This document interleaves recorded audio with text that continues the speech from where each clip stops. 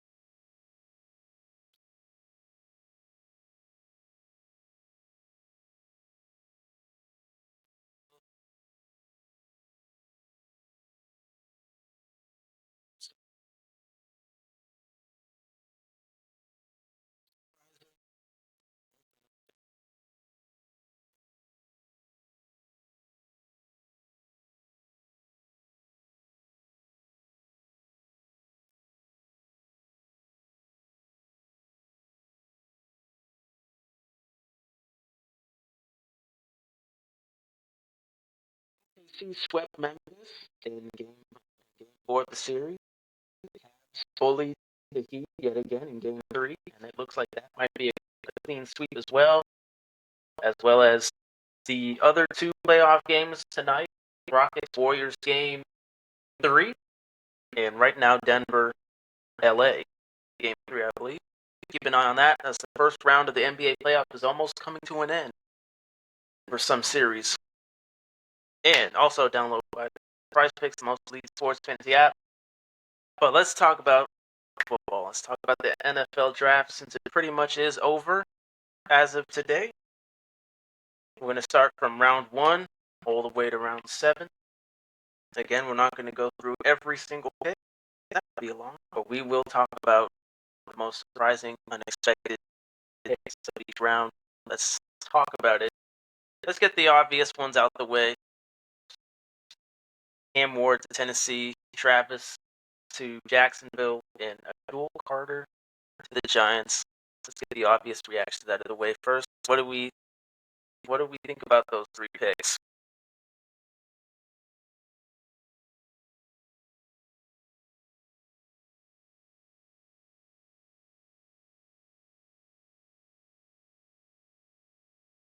That's entirely true, but he is a Titan now, and this was obvious. It was bound to happen, and now for Jacksonville, you know, our team, the Browns, traded down in the draft to a 5th round pick, not 5th round, 1st round, 5th pick overall, and Jacksonville swept up Travis Hunter.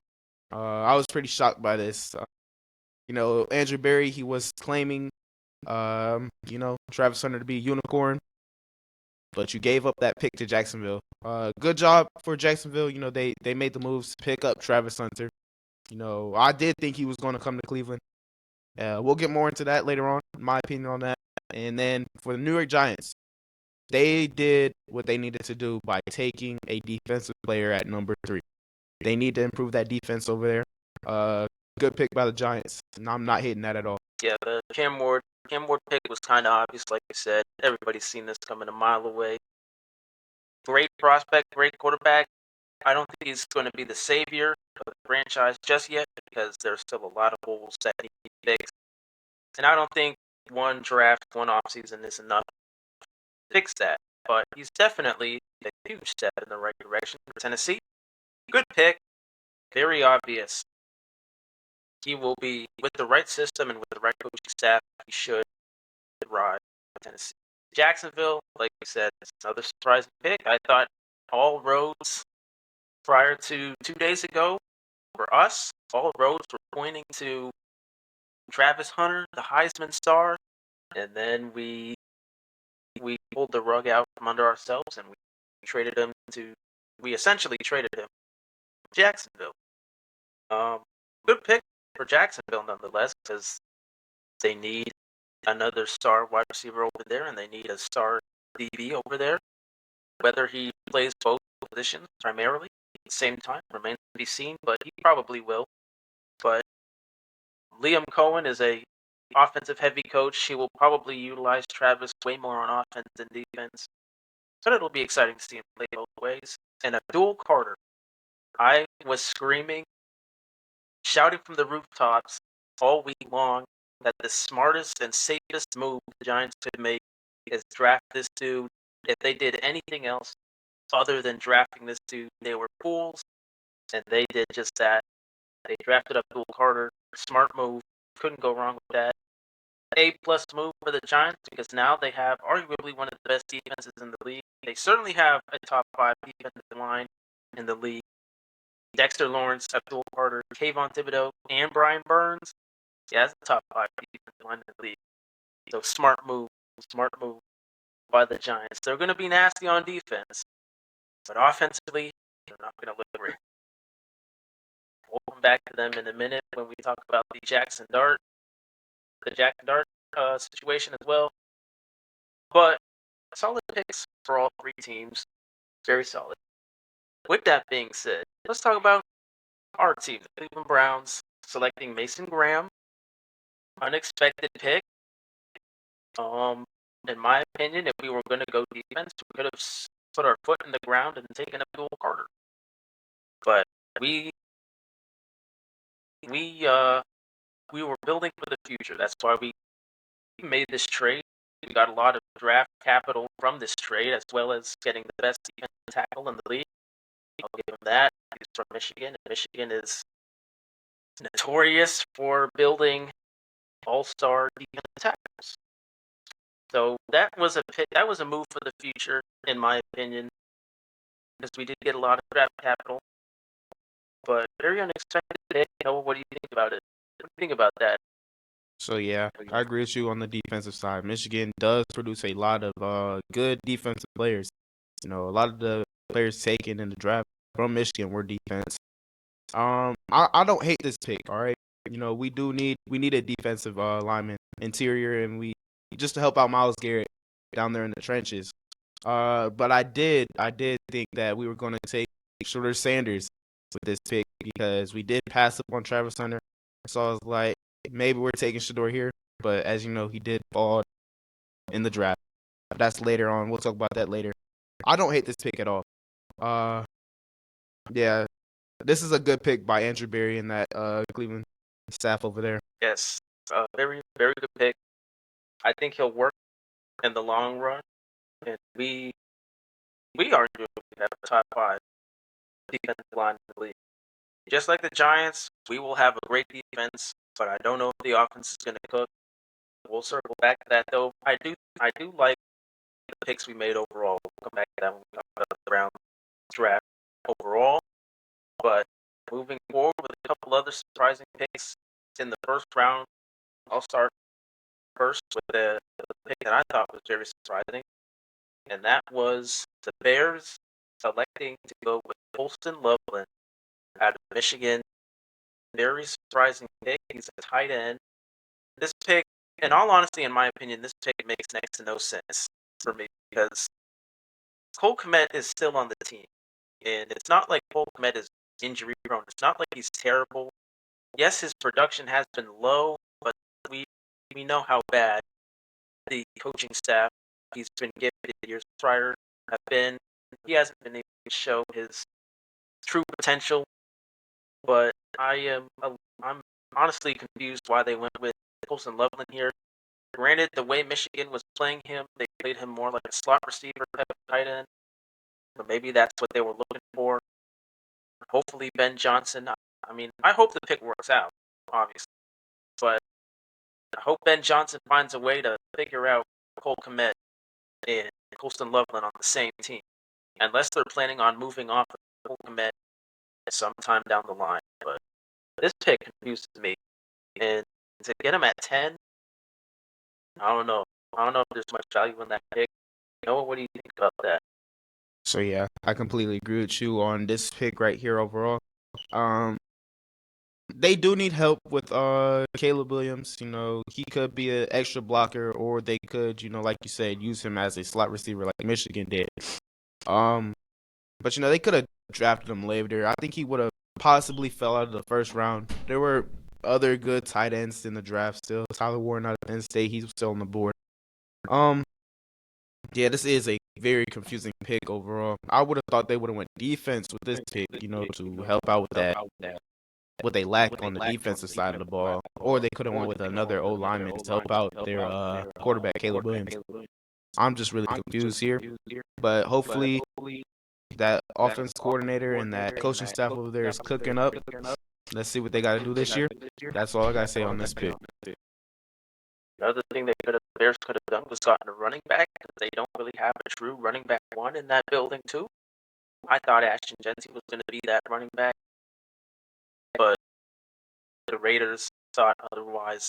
They kept it put to the ground and went for him. But that's the Colston Loveland move. This doesn't really make a whole lot of sense to me, because Cole Kmet is still. I think he's still good. He just needs a good system, good coaching staff to finally, show off his talent, just like Caleb Williams. But we'll see. We'll see. Noah, do you got any other picks in the first round that you thought were kind of surprising, kind of iffy? Surprising or iffy, but I do want to talk about Ohio State. First player taken off the board was Mika Ibuka. This is a really great pick by the Buccaneers to take a wide receiver to help with Baker Mayfield. Ohio State receiver. Hopefully, I'm not gonna say hopefully, but as you know, Ohio State is known for producing great wide receivers. Every year, there's a wide receiver taken from Ohio State. They do big things. Not really Marvin Harrison, because Kyler Murray's kind of poopy, but hopefully that turns around this year. um, yeah, so hopefully Amika Buka does great things over there. You know that Baker Mayfield, he's an excellent quarterback. His last year with the Browns, it was kind of sad, but he was battling injuries.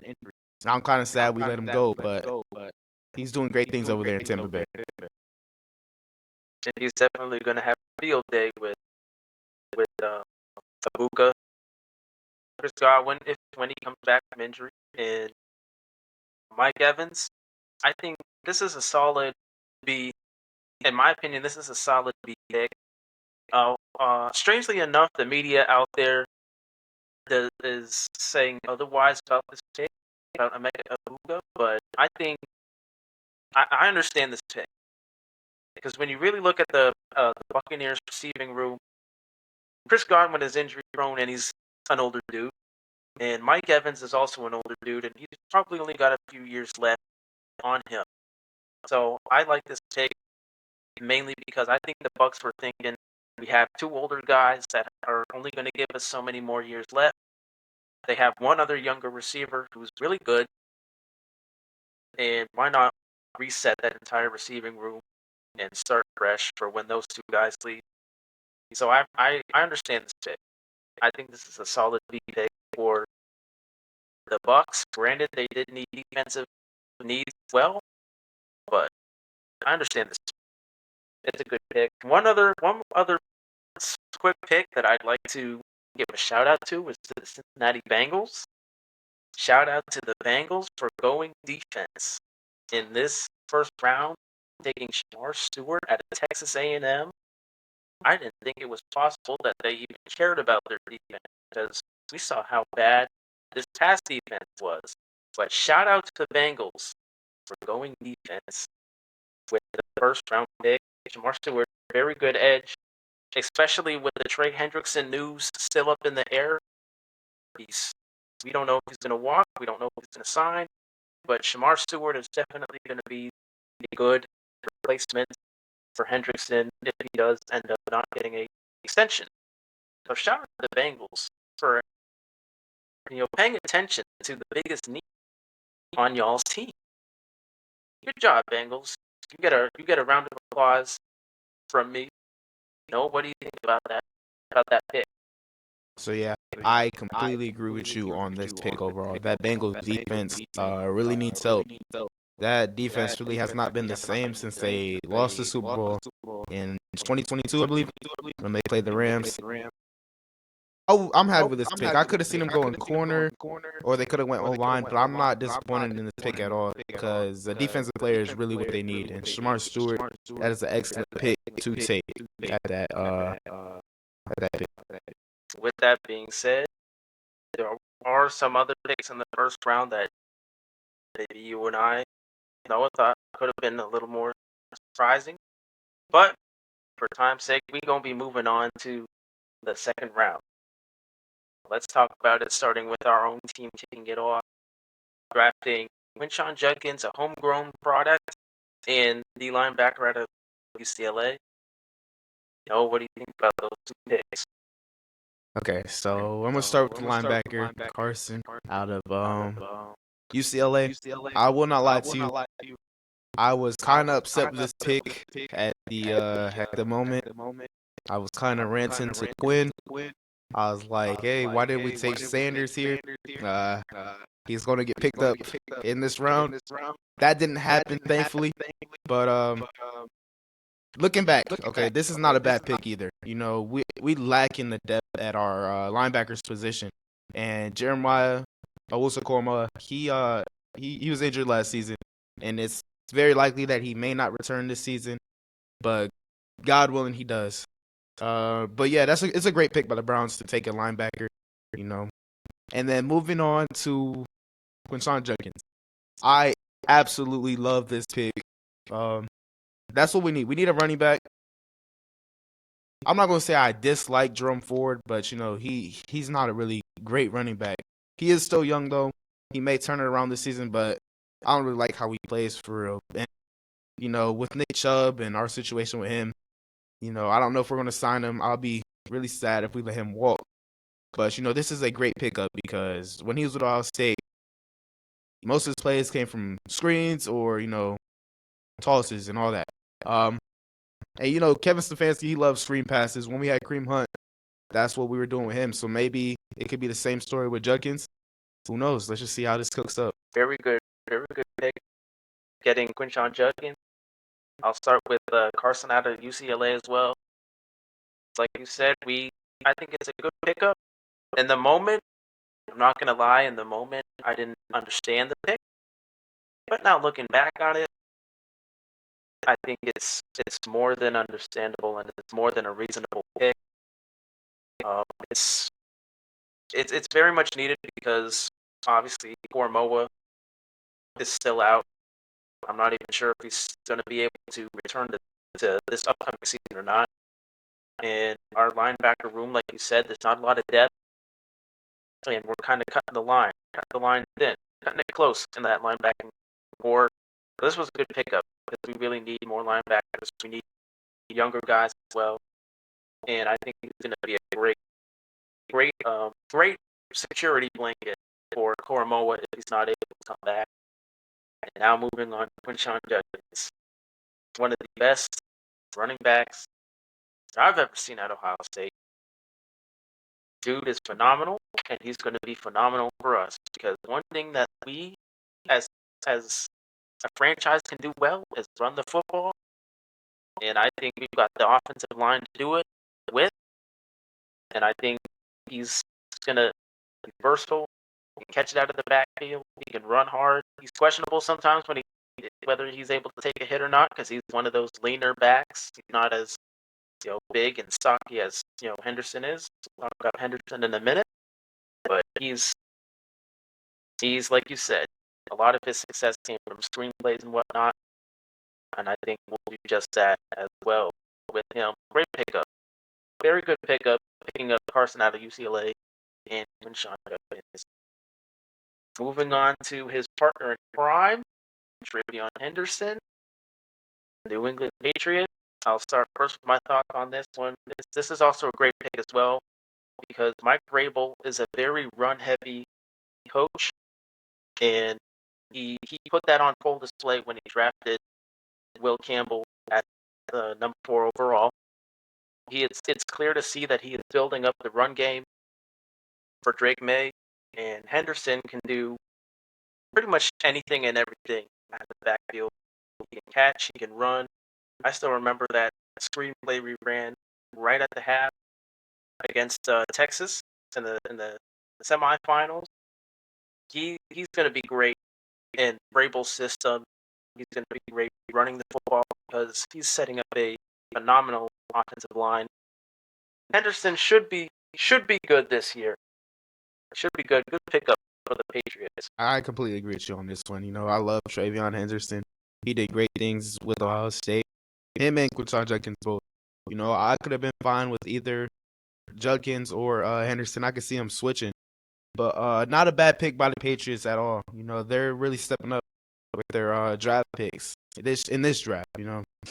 I'm not disappointed at all. Word for word, what you said. Having said that, another pick that I thought was very, very surprising, I should say, actually, given the previous quarterbacks that were available before this guy got drafted, and that is Tyler Shuck, 40th overall for the Saints. Me personally, I'm not fond of that dude at all. I wasn't fond of the hype that he had going into the draft, and I think 40th overall is very high for somebody like him. I thought he was for sure going to be a day 4, day 5 guy, round 4, round 5 guy, especially when you look at the quarterbacks that were on the board when he was getting picked. We'll talk about Shador in a minute, in a little bit, but I'm not fond of this pick for the Saints. I don't understand the hype for this guy at all. I was not keen on this guy at all going into the draft. I don't know what the Saints are doing. The quarterback room isn't good, and I don't think bringing in Tyler Shuck is any better. I think if they were going to go quarterback, Shador was right there. He was the best you were going to get. Milroe was right there too. Milroe was also right there too. But Tyler Shuck at 40th pick in the draft, I don't like that. I don't like that at all. Noah, what do you think about that?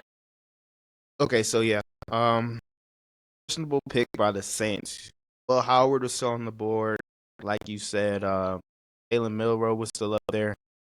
Picking this guy at 2 is kind of questionable. You probably could have picked him up maybe a little bit later, like in the 4th or 5th round. It really came down to that. He's a bigger guy, but he does have some speed to him. He runs a 4.6 40. But really know what to say. I don't know what else to say about this team. Kind of a weird pick with this one, to be completely honest. Not a huge fan of that pick at all. I think they wanted a quarterback. They should have just gone with the second best quarterback of the draft, which was Shador.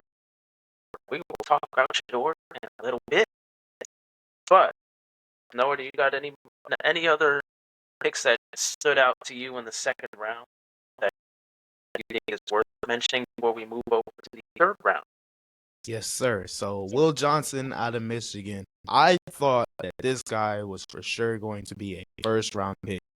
And the fact that he fell down to the second round and got picked up by the Cardinals, it's a good pickup for that Cardinals defense. They lack in corners, they lack in safeties. That defense really needs a lot of help. Their offense does as well. But I for sure thought this guy was a first round pick. He is one of the better corners in the draft. Sorry, I do believe he was second in his position. But yeah, it's kind of crazy how he fell down to the second round. Maybe it's because of his injuries that he battled through his career, but it's kind of questionable for real. Yeah, I remember you talking about him. You thought he was going to be a first rounder for sure. I thought he would be a first rounder for sure. Well, probably like a late first rounder though. I didn't think he was going to be a top 5 guy, but I thought he was definitely going to be a first rounder. Good pickup for the Cardinals because they do need a lockdown corner, and he's that guy. He does have an injury history though, as you pointed out. We'll see if he's able to give the Cardinals a full season, but good pickup nonetheless. Surprised he fell in the second round as well. Moving on to the third round, also, real quickly, shout out to the Chargers for drafting a wide receiver. All offseason long, I thought they were going to do anything and everything but get a receiver for Jay Herb, and they proved me wrong and drafted Trey Harris out of Ole Miss. So shout out to the Chargers for actually caring about the wide receiver room. Chargers, you guys get around the block. Good job. We got to move on, though, to the third round for time's sake. Let's talk about it, starting with us again. Errol Bannon Jr., tight end. Is he the new Njoku for us? Is he going to be the new Njoku for us, Noah? So I wouldn't technically say new Njoku, but it is another option for whoever we have starting at that quarterback position. Stefanski loves play action plays. Usually Njoku gets hit with those, so he could run a double tight end set. Hey, I like this pick. Okay, I'm lying. I'm lying so hard right now. Okay, so yesterday, yeah, I was still ranting about this, man. I for sure thought this was the round we take Shador Sanders, but it didn't happen.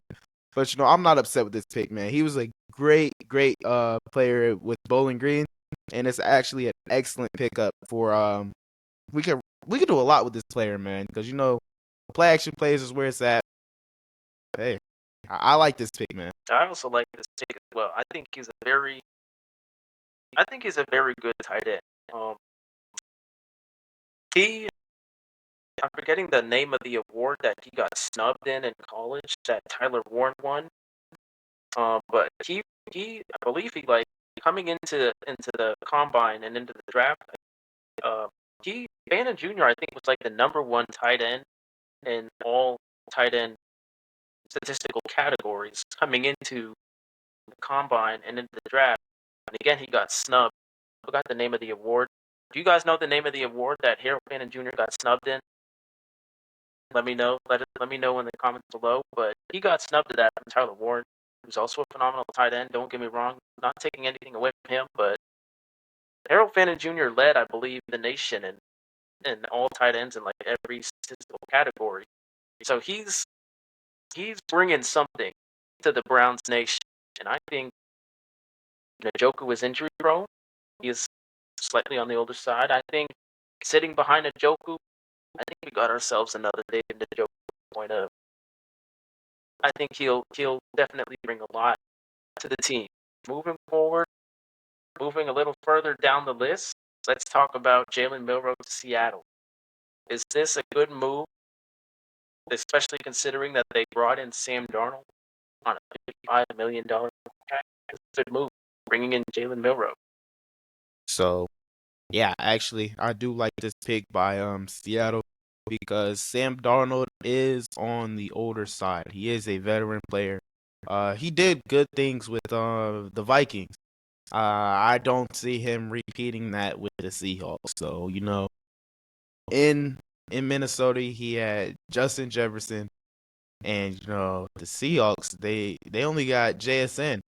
I love JSN, but I don't. He's not as good as Justin Jefferson. So I don't really see Sam Darnold doing what he did. But this is a great pick for the future for the Seahawks to take a rookie quarterback, being Jalen Milroe, have him be behind um, Sam Darnold, and have him improve with his craft. Yeah, I think Jalen Milroe. I think he will fit in the long run. I think he sits for a little while, for a season or two. He'll be ready to go by his third year in the league. I think he'll work in Seattle down the line. But if they start him right off the bat, which they probably won't, they brought in Sam Darnold on $55 million. But if they started him right off the bat, I think he probably wouldn't be that good. But if he sits for a little bit, I think he'll work out in the long run. Good pick. He's athletic. I think he's got to work on being a passer a little more. I think he relies a little too much on his legs. But good pick. Good pick for Seattle. Moving on down the line, this pick, I was kind of fond of this player coming into the draft. We're gonna get to Dylan Gabriel in a minute, but I want to shed some light on Xavier Watts to Atlanta. He was the one of the captains for Notre Dame in the national championship game. He's one of the better safeties in the draft and in the nation. I kind of liked him coming into the league, coming into the draft, but and I think going to Falcons, knowing they got Justin Simmons there as well, I think he'd be very good for Atlanta. Also, shout out to them for drafting two edges in the third round as well. But very good pick. I think he'll do very well, and I kind of like him coming into the draft. No, what do you think about this pick? So yeah, this is a excellent pick for that Falcons staff over there. They do need help on that defensive side. Their safety room is kind of empty over there, and he did great things throughout the season in Notre Dame. I'm not disappointed in this pick at all. That being said, we're gonna move on to Dylan Gabriel, and then move on to the fourth round for time to say. So let's talk about the Dylan Gabriel pick. This is gonna tie into when we talk about Shador. And the moment, I'm not gonna lie, in the moment when I seen you texted me about the Dylan Gabriel pick, I was like, there's no way we drafted this guy for sure. Did in the moment, I thought he made no sense. And now I think it makes less sense now that we drafted Shore, about. But hey, he'll work we'll fit him in somehow, some way. He's got experience. I mean, he led the only college football team to go undefeated and remain the 1 seed in Oregon, even though they got stomped by Ohio State. But that's old news. But he'll fit somewhere, somehow, some way. He'll work. But this is an odd pick in my opinion. This is one of the odd round picks that we did. Noah, what do you think about this pick? So yeah, I completely disagree with you. Letting off on this pick, man. This pick is absolutely awful. If you wanted a quarterback, you could have went with Shador at this pick. You know, you were Andrew Berry. You were talking about this all throughout the draft. You're like, oh yeah, Shador Sanders is our guy. We're for sure going to draft him at 2. And then you talked about Travis Hunter getting taken at 2, but you didn't do that either. I absolutely hate this pick, bro. How old is this guy? I believe he's on the older side. He's on the other side of the on the scale. Um, I hate this pick, bro. I was so upset when I see Dylan Gabriel come across the screen for the Browns' third round pick.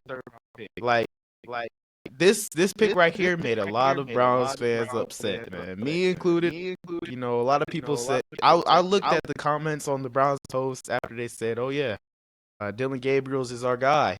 Hey, no, they said thank you for letting me know. Now I won't be buying season tickets. You know, the city of Cleveland turned on on the Browns this day. Andrew Berry, I don't know what you're doing. This is a awful pick, bro. Like straight up awful. That's all I gotta say about this. That pick, and especially now with with, with the draft wrapping up and knowing who we finished off our picks with, that pick. And he's a lefty, bro. I don't know about that pick. I don't know, but the Browns will find a way to make it work. But moving into the fourth round, and we got to talk about this pick right off the bat because this dude kind of fell. If I'm being honest, he fell pretty low. If I'm being honest, he was one of the better running backs coming into the combine, into the draft. I thought he was going to be a day 2 guy at best. He was going to be a day 2 guy, and he fell to the fourth round, the 105 overall. We're talking about Cam Scatterbo because this dude, he made a statement against Texas. He made a statement that he was one of the best running backs. He even flat out came and said it too, that he was one of the best running backs in the nation. And I joined the hype train on this dude after watching the Texas game. He showed it. He didn't exactly show off his skills in the combine, which I think is probably the biggest reason why he fell to the fourth. I think he only did the vert, and that was it. But he fell, if I'm being honest. He fell pretty low for somebody like him. To the Giants, that's not bad, because the Giants do need a replacement for Saquon, but he fell pretty low, if I'm being honest. What do you think about that pick? So I absolutely love this pick. Like you said, he did prove to himself that he is one of the better running backs in this draft against Texas. That game, that was an all or nothing game there. And, you know, he left it all out there. Sadly, they did lose. But reading this article, he was the first FBS player since Christian McCaffrey to have at least 1,500 rushing yards and 500 receiving yards since 2015. That's just proving it right there that he is one of the best running backs in this class. And it is kind of crazy that the Giants were able to take him at round 4. My bad. I did think he was going to go sooner. Like you said, day 2 pick. He wasn't the first rounder, but he is for sure a second, third round pick there. Good job by the Giants. I do believe that the Giants are one of the winners of this draft, especially because of this pick right here. With that being said, Giants fans, let us know how you feel about drafting Gato. But personally, I'm kind of disappointed in it. Not exactly him, but like where he fell. I think if he had just showed off his talents at the combine, probably would have been a day 2 guy. But he opted out and only did the vert, which is probably why he fell as far as he did. But moving on, let's talk about these 3 upcoming picks: and Cody Simon, Captain Jack, Cody Simon, Captain Jack, and Lathan Ransom, all Ohio State guys. Let's start with Cody Simon to the Cardinals. Is this a solid pick or not? I know Cody Simon was very solid, and he was one of the anchors of the Ohio State championship defense.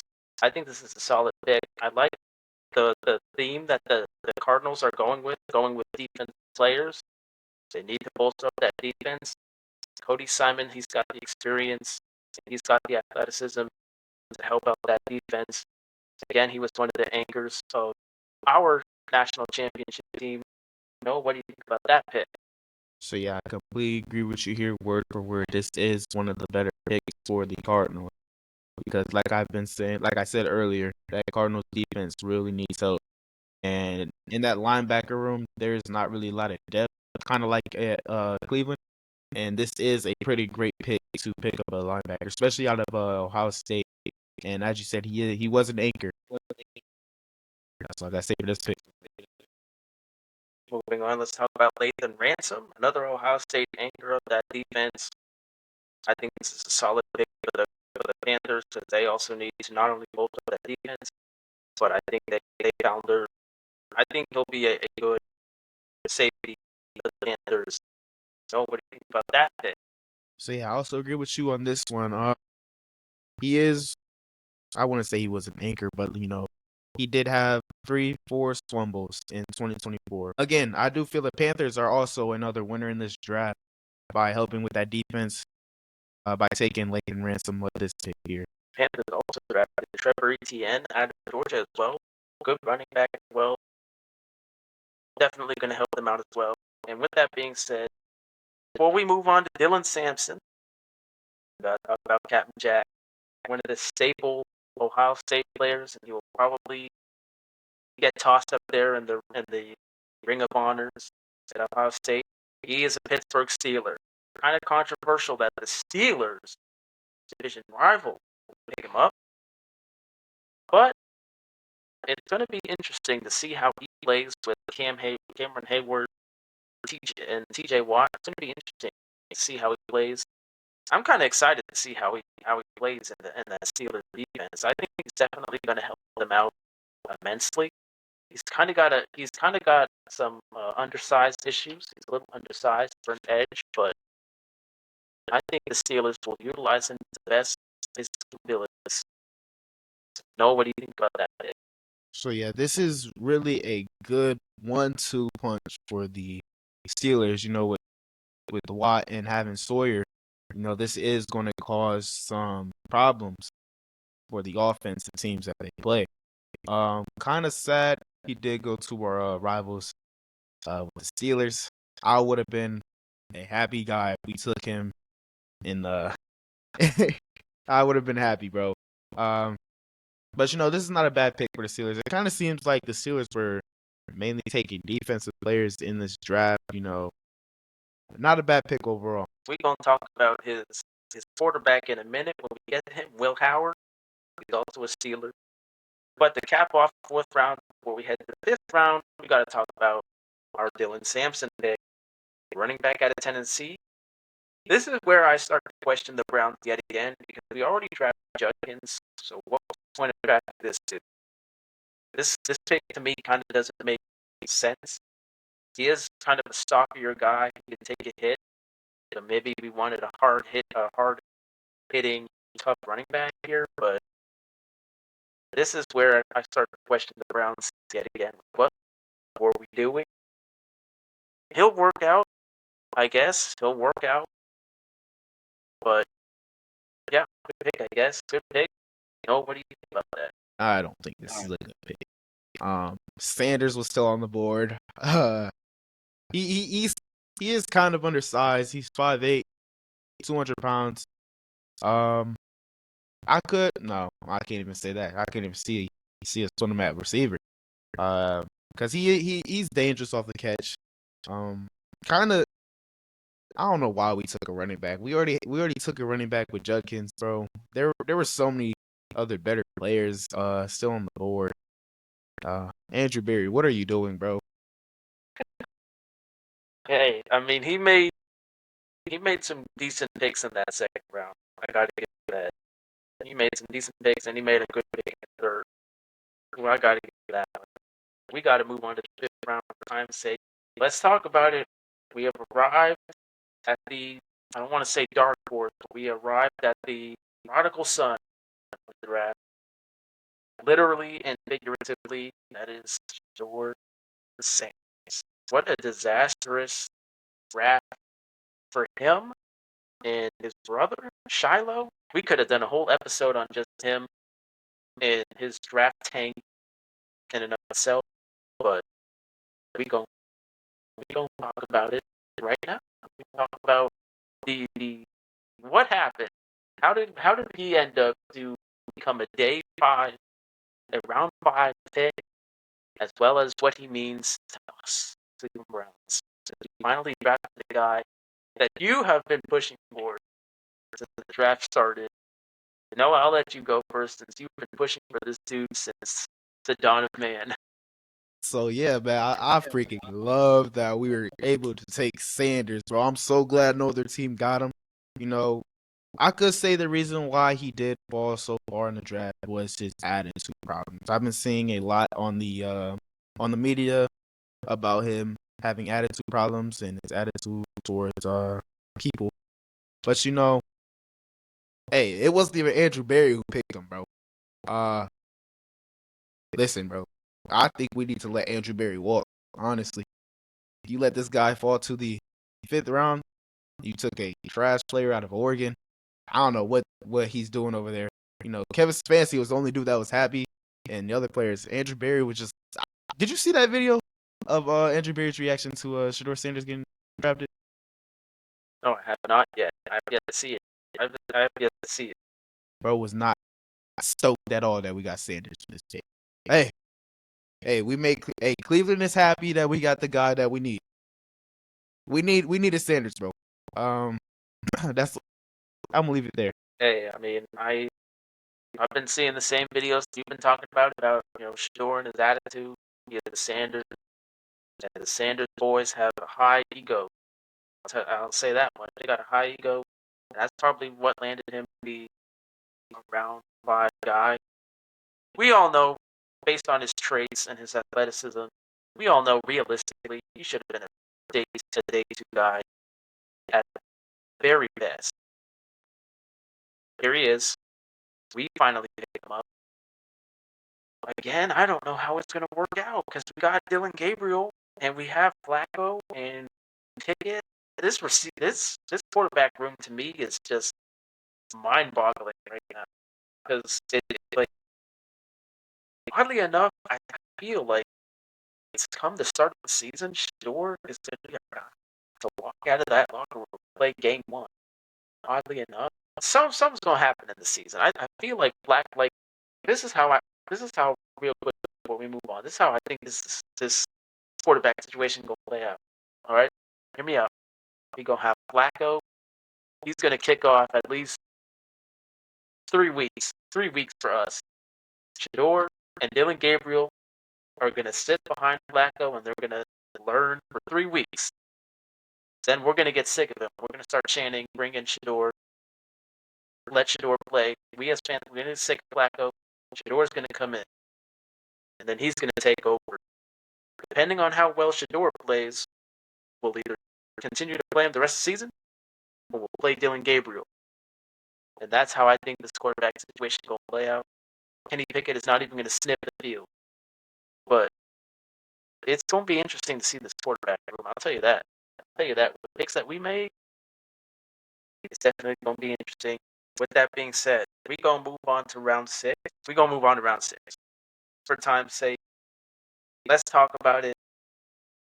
Let's start with Miami. We're going to talk about Ollie Gordon the second, because he was one of those. In 2023, he was like one of the best running backs in the nation. 2024, he kind of had a little bit of a decline. Excuse me. He kind of had a little bit of a decline, but he fell. I thought he was one of those pretty high running backs. If he had stepped into the draft in 2023, off 2023 season, he would have been probably a day 2, day 3 guy. But again, he kind of had a steep decline in 2024. Got drafted the Dolphins. I think this is a necessary pick for the Dolphins because Raheem is an older guy. He's probably not going to last very long. And Ollie Gordon, I think he provides a lot. I think he's a good pick for the Dolphins. So, what do you think about that pick? So yeah, I do agree with you with Raheem being an older guy. This is who they needed. I forget exactly who was their other running back. But him and Mostert, they were a really good 1-2 punch. They did me really well in fantasy. Shout out. But yeah, that's all I gotta say about this pick. They did need a running back real bad. What they need to do is figure out what they're doing with Tyreek Hill. But yeah, that's all I gotta say. That's true. They do need to figure out what they're doing with Tyreek Hill. But not a bad pick, I guess. The more running backs, the merrier, I suppose. With that being said, let's talk about Captain Jack's quarterback, imprint, and national champion, Will Howard. Another controversial pick going to Pittsburgh. 185th overall pick. Well, with the way the Pittsburgh Steelers quarterback room is shaping up, it looks like Howard might just automatically be the day 1 guy, because I don't think they really have anybody else outside of him. So it looks like Howard's going to be the day 1 dude. Noah, what do you think about this pick? So yeah, I do agree with you with that. I could see Will Howard being kind of similar to Big Ben. You know, he's not as big as him, but you know, I could see him having sort of a not resilience, but like a relative aspect towards his playing style. I like this pick. I don't believe he should have fell this far in the draft, but I could have seen him getting picked earlier, being as he did win the Natty. His combine wasn't really not his combine, but his pro day. It wasn't really that good, you know. But I could have seen him being picked up earlier. Yeah, he definitely. I thought he was going to be a day round 4, round 5 guy at the best, but not a bad pickup, not a bad pick at all for Pittsburgh. Again, he's probably going to be the day 1 dude. They don't really have anybody over there at this point. Like, but not bad, not bad at all. And that brings us to the final round that ended today. Real quickly, I did not know that Kyle McCord and Riley Leonard, Kyle McCord got drafted to the Eagles and Riley Leonard got drafted to the Bulls. I did not know that. But that brings us to the 7th round. Have bought 2025 NFL draft. And I'm gonna be honest with you. I'll be honest with you. I don't know none of the picks, none of the big names in the 7th round. But hey, it's the 7th round. It's the least anticipated round of the draft. Yeah. What do you think about that? What do you think about the draft overall this year? Was it entertaining? Were there some guys that should have been drafted higher from where they were at?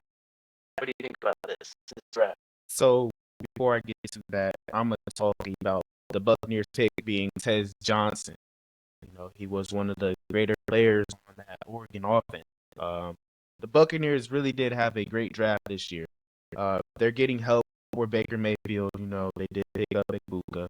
and now they got Tez Johnson, because as you did say, Mike Evans may be retiring soon, and Chris Godwin, he is very injury prone, and Ted Johnson's another great pickup for the Buccaneers, and they also did sign Shiloh, not Shiloh, yeah, hang on, yeah, Shiloh, my bad. After the draft ended, so the Buccaneers did really well. They are a big winner in this year's draft.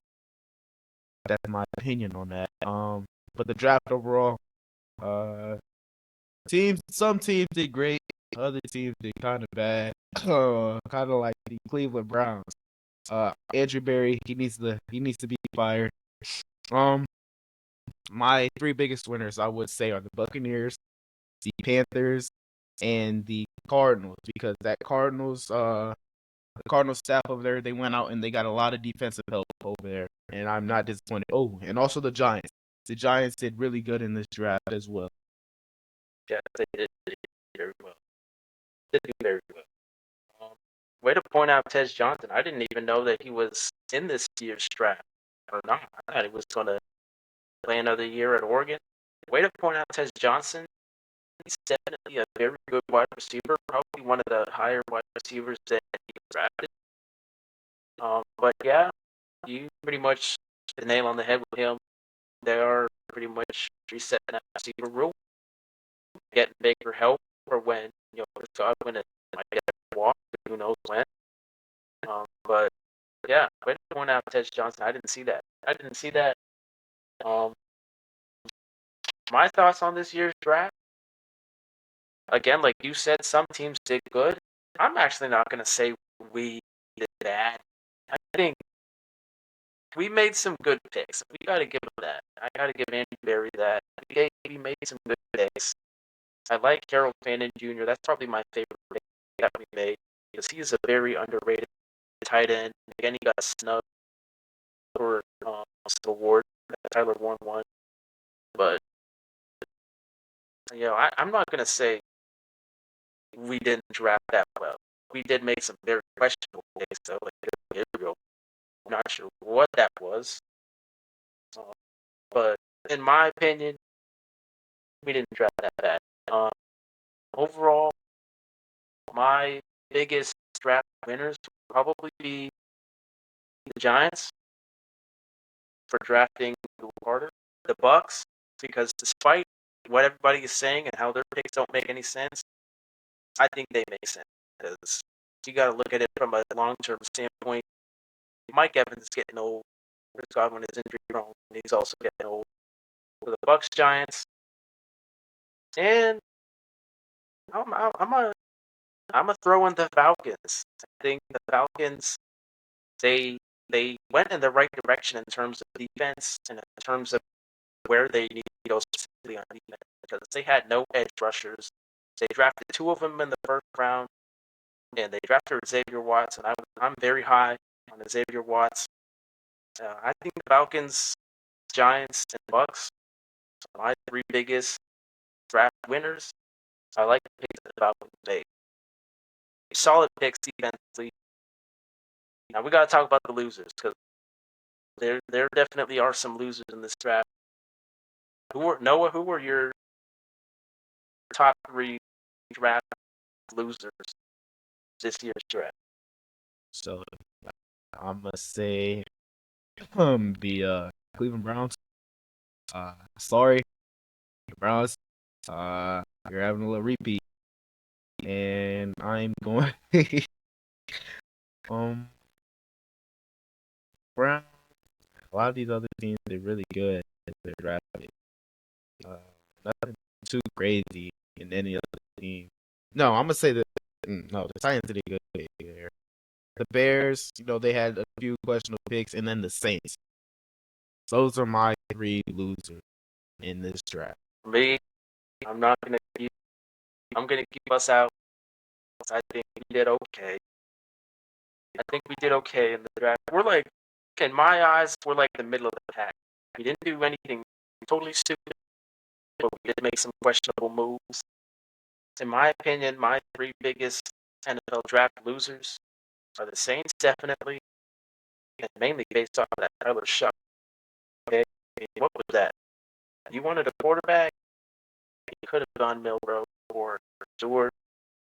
Saints, could say the Cowboys because they didn't really do anything that impressive. Yeah, they drafted a guard first round, but a guard wasn't really necessary. Saints, Cowboys, and yeah, Saints and Cowboys, I guess. I could throw the Bears in there too for that using love and pick, but I don't know. I guess I only got two: the Saints and the Cowboys. Cowboys didn't really do anything impressive in the draft, and the Saints are the Saints. But yeah, with that being said, this has been season 4, episode 2 of the Life's Playbook podcast. And I'm sure there were a lot of other sleeper picks that we may have glossed over or may not have covered. So let us know in the comments down below what you guys thought of this year's draft, who your biggest winners and losers are, and any of the other sleeper picks that we may have glossed over. Again, due to time's sake.